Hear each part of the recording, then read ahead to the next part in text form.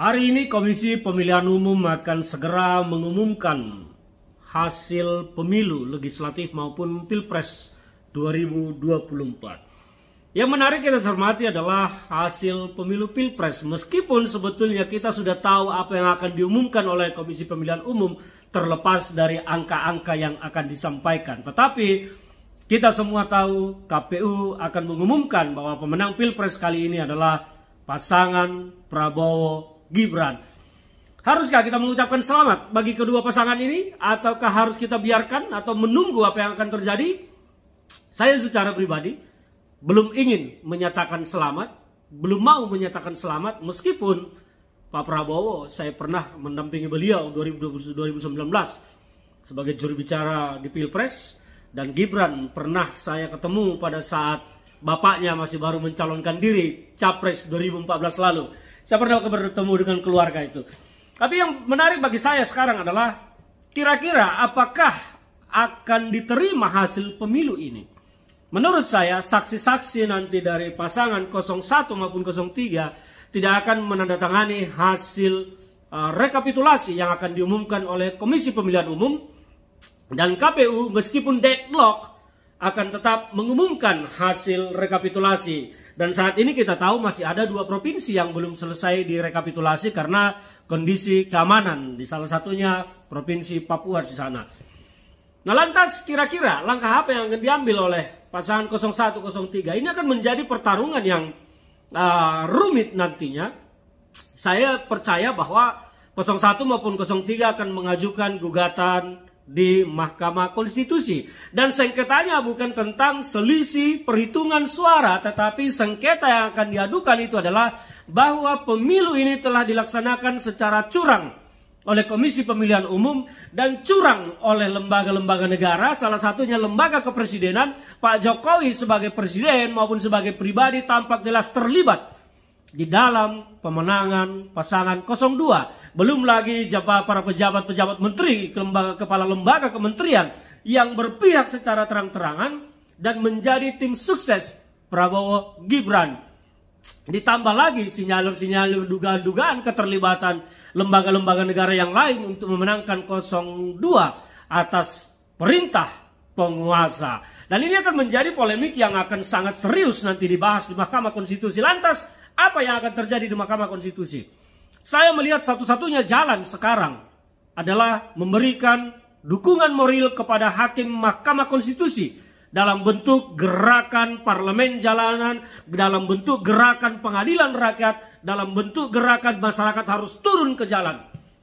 Di semua provinsi, di semua kabupaten, seluruh Indonesia, masyarakat yang masih mencintai tegaknya demokrasi di negara ini, saya harap turun ke jalan menyuarakan dukungan moral terhadap Mahkamah Konstitusi agar berani menyidangkan perkara sengketa pemilu ini nanti secara benar, secara jujur, secara fakta-fakta hukum. Karena tentu penggugat dalam hal ini nanti 01 maupun 03 pasti akan menyerahkan atau memberikan fakta-fakta hukum dan bukti-bukti hukum yang mendukung gugatan mereka. Dan memang selama ini secara kasat mata kita menyaksikan di depan publik, ya, di tengah-tengah masyarakat begitu vulgarnya dugaan kecurangan yang terutama dilakukan oleh Presiden Pak Jokowi selama masa kampanye.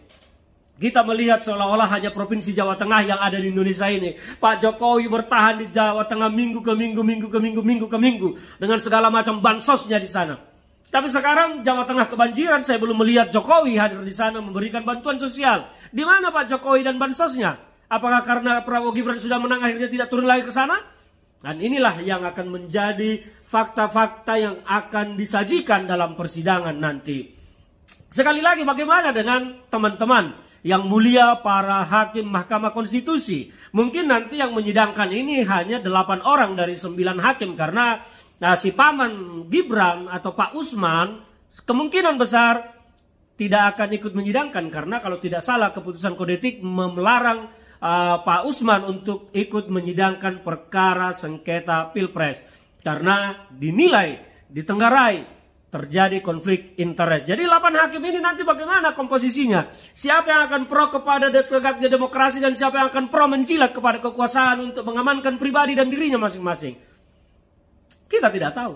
Karena ini sangat rahasia bagi hati nurani pribadi para hakim konstitusi kita. Tetapi sebagai masyarakat, sebagai warga negara yang mencintai tegaknya demokrasi di negara ini, sebagai masyarakat yang harus mendukung tegaknya Indonesia yang berdemokrasi dan beradab, beretika, dan tidak kembali ke dui fungsi ABRI, tidak kembali kepada zaman otoriter, dan tidak kembali kepada kerusakan demokrasi seperti zaman Orde Baru.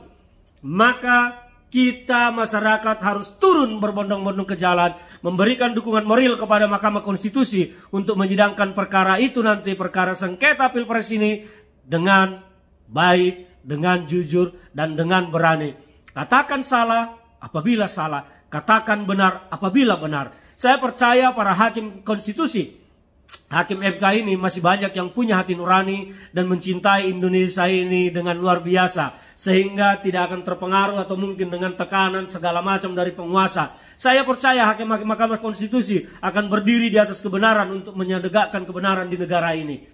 Tinggal bagaimana para hakim ini mendapat dukungan moral daripada masyarakat. Karena tentu penguasa pasti akan berupaya untuk menekan para hakim ini supaya memutuskan sesuai keinginan mereka. Anda rakyat, saya rakyat, ayo kita sama-sama.